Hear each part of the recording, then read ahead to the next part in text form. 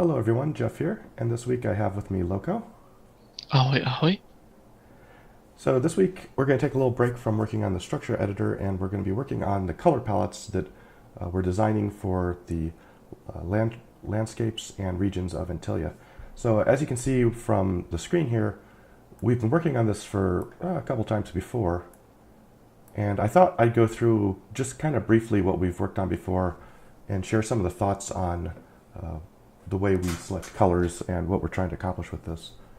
So we started out here in the Lantros area, and the idea of the Lantros palette is that Lantros is a very solemn, kind of a serious place where the Tapi first arrived on Antilia, and it's a very, what's the word I'm looking for here? Somber place.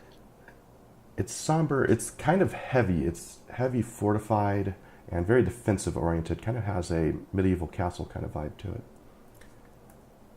And then moving on towards kind of the red fields area, a little bit of a warmer palette here. Lantros has kind of a gray palette, but then as we move to the red fields, we get kind of a warmer palette.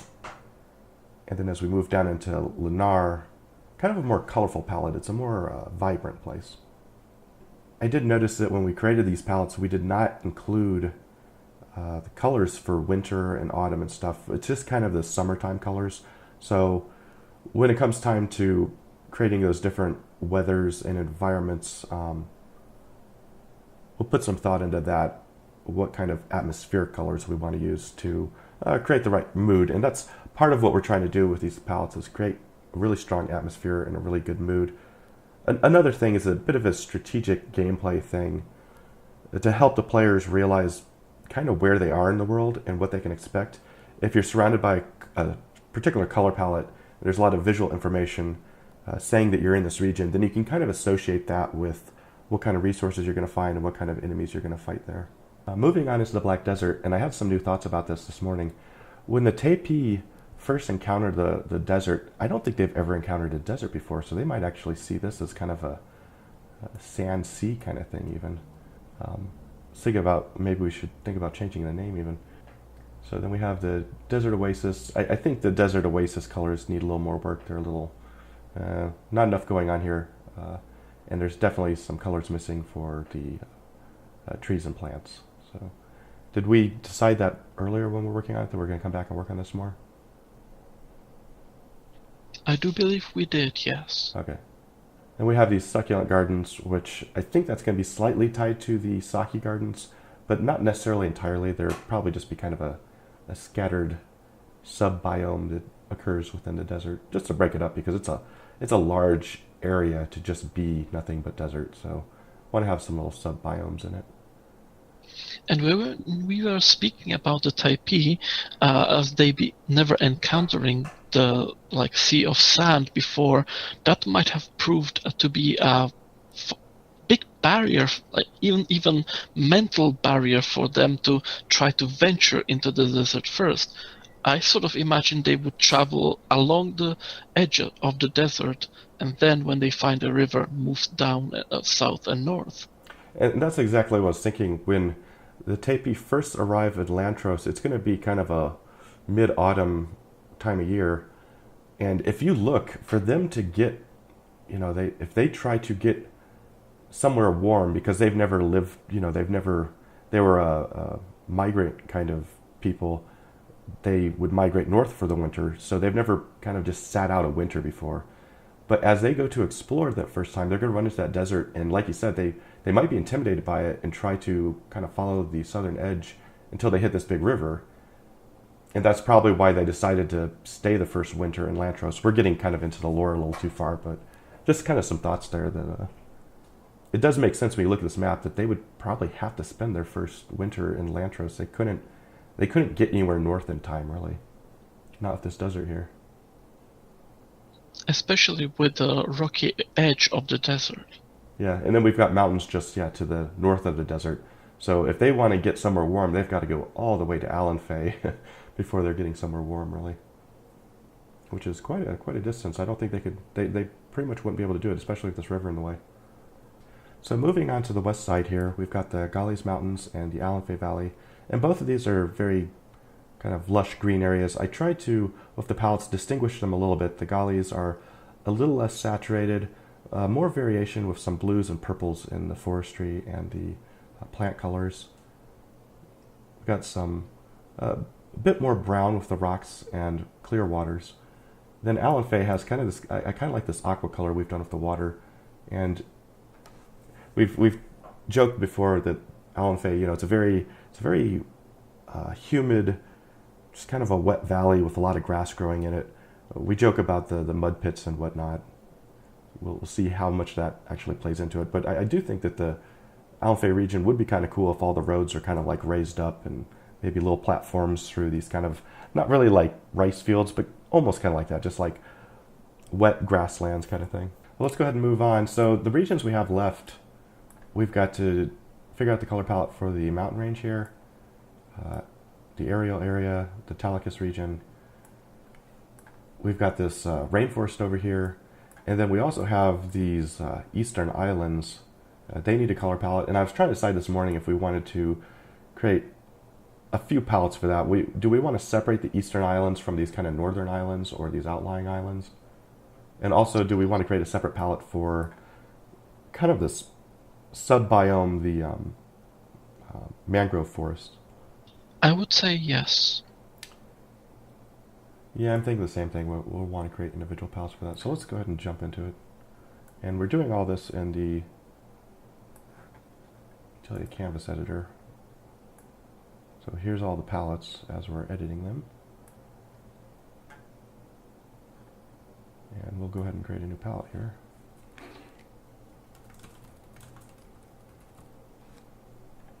Now I was thinking with the faint sires, we would want to define kind of like a few rock colors. This is a case where I could actually use a bit of your specialty here.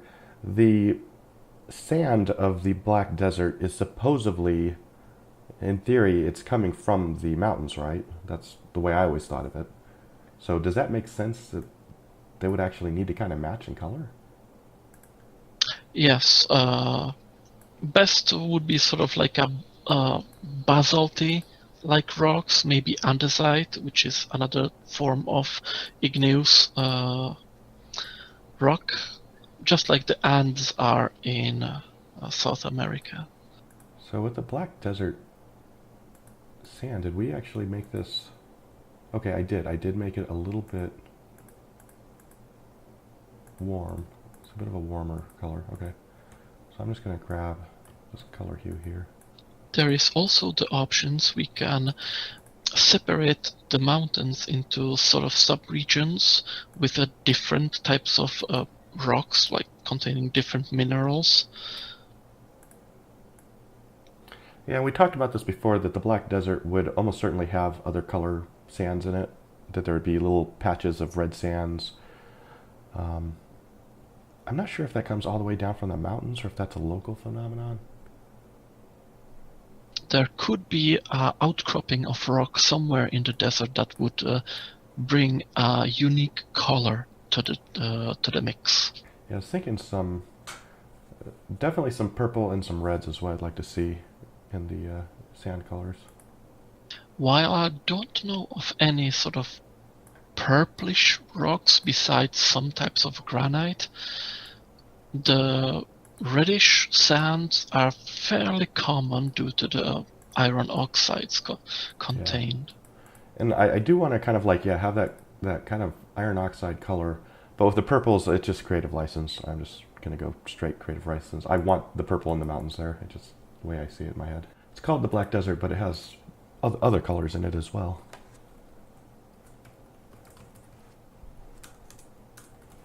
With plant life in faint sires, I would sort of presume that considering the mountains are usually sort of devoid of life, I'd say we have like a variety of lichen, colors. Yeah, that's a good point. What color lichen would we have? They are usually like a light blue. Yeah, like a blue. Very light blue. Yep, that's precisely the color. Any other color variation we can put next to it? little bit more green into the mix of this cyan. Yes, that's it. I don't think there's going to be a lot of grass, but if there is, it's probably dead grass. Or it will be a very short grass growing in fractures, like, covered from the elements.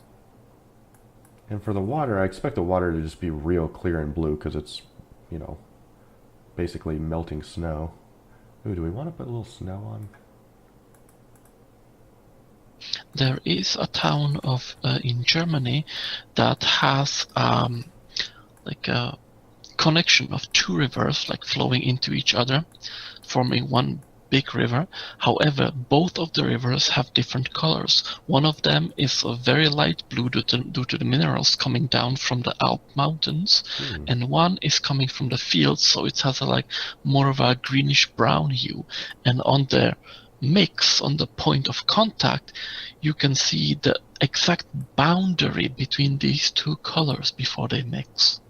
With a little more green in it. I want it to feel like, like ice water. So I'm thinking in my head about photos I've seen of glaciers melting and that kind of thing. I'm a little happy with that. Okay, let's move on. I guess next we can do the rainforest area. Thamiji Rainforest. Still not used to that name.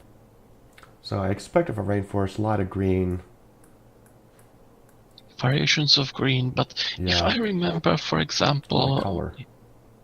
Well, yes and no. Also, yeah, there are those variations of green, but I'd expect mostly darker green colors for the rainforests, just as the ones from Brazil or from Central Africa. My instinct is saying lots of greens, but also a lot of yellows and a bit of red. We can save different colors for the colors of the bark or the ground, for example. The rainforest ground, soil, is notoriously red due to the iron oxides. I like the bottom row. With this row, I'm just thinking, flowers and just plants that are interesting, just for some reason, I definitely want to see some yellows. And white. Yeah, white would be good. Some bold red. And very shiny purple. Let's get some browns in there. And finally, let's do a watercolor. When I think rainforest, I do not think clean, pristine water for some reason. You'd be surprised how clean and clear water you can find. Yeah, that's a little on the murky side. Really, you just go with blue water? I don't know. It just seems off to me. Well, closer to the start of the stream or the river we are, the less minerals and less soil it contains.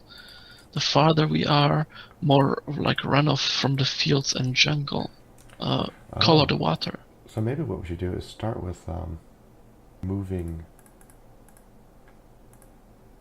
the hue downward. So it kind of goes from blue to a more green color or something. I don't know. That's kind of cool. And what were you? There was one thing you did say about there being kind of a reddish dirt. The dirt layer in jungle tends to be very quickly recycled by the plants, and it contains very little actual nutrients, and it's very red in color. If there were rocks, they would be covered in moss and lichen, though. Yes, and most importantly, they would be vastly eroded by the jungle itself, only to be uncovered by a river or a stream. So there's our rainforest. Yeah, I like that. I sort of imagine that the area of northern fields around Ariel and Nair would be sort of like a breadbasket Yeah. of the for the type E. Yeah, that's why that was the intention, was that these northern fields are great. They don't have a lot of forest, little patches of forest as a subbiome, but mostly it's just open fields that would be great for agriculture, basically. Like a naturally growing kind of a gold. Oh, yeah, golden fields or wheat fields. Yeah. We also have to consider the other crops the type E have been growing. I'm gonna go crazy experiment here again.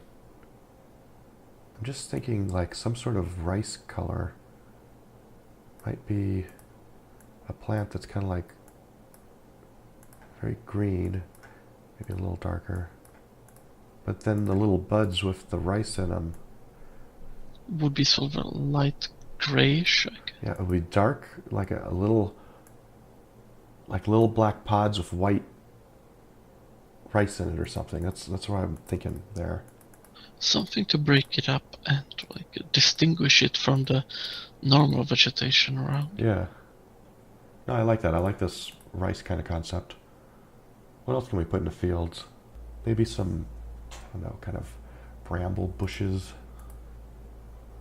Well, if they are all open fields, I would imagine that the vegetation there would grow to in a shape and size to protect itself from the winds that would undoubtedly like be very fierce on an open plain.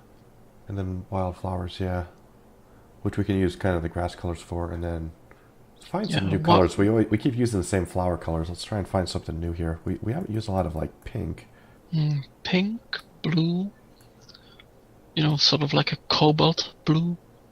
And then our watercolors, it's going to be very slow moving across those plains, so Yes, I guess they'd be like so greenish brown because of yeah. all the soil and minerals like that runoffs from the fields. That is some, that is some very Yeah, green water. yeah, it would have it would have to have a lot of yeah. That one's okay, Yeah, it's going to have to but be very transparent for it to be acceptable. maybe like a streams that flow in from Mountains, the yeah. mountains. In fact, yeah, it's not a bad way to organize this palette. Maybe saturate it a little more. I don't mind that. Well, that's going to do it for this week's episode. Let us know down in the comment section below what you thought of our color selections for these different regions. I always appreciate your feedback. Thanks for watching. See you later, everyone. A special thanks to this month's Patreon supporters.